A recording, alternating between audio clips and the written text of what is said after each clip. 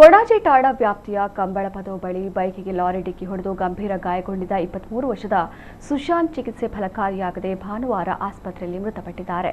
ಕಳೆದ ಗುರುವಾರ ಈ ದುರಂತ ಸಂಭವಿಸಿದ್ದು ಆತನ ತಲೆಗೆ ಗಂಭೀರವಾದ ಗಾಯವಾಗಿತ್ತು. ಕೂಡಲೇ ಅವರನ್ನು ದೇರಳಕಟ್ಟೆಯ ಖಾಸಗಿ ಆಸ್ಪತ್ರೆಗೆ ದಾಖಲಿಸಲಾಗಿತ್ತು. ಇತ್ತ ಲಾರಿ ಚಾಲಕ ಬೈಕಿಗೆ ಡಿಕ್ಕಿ ಹೊಡೆದು ಲಾರಿಯನ್ನು ನಿಲ್ಲಿಸದೆ ಪರಾರಿಯಾಗಿದ್ದು ಸಾರ್ವಜನಿಕರ ಆಕ್ರೋಶಕ್ಕೆ ಕಾರಣವಾಗಿತ್ತು. ಬಳಿಕ ಪೊಲೀಸರು ಲಾರಿಯನ್ನು ಪತ್ತೆ ಹಚ್ಚಿ ವಶಪಡಿಸಿಕೊಂಡಿದ್ದರು.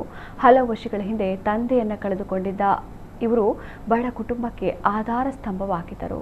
1.5 ವರ್ಷಗಳ ಹಿಂದೆ ಮದುವೆಯಾಗಿದ್ದ ಇವರಿಗೆ ಸಣ್ಣ ಮಗು ಕೂಡ ಇದೆ. ಇದೀಗ ಮೃತರ ಮನೆಯಲ್ಲಿ ಆಕ್ರಂದನ ಮುಗಿಲು ಮುಟ್ಟಿದೆ.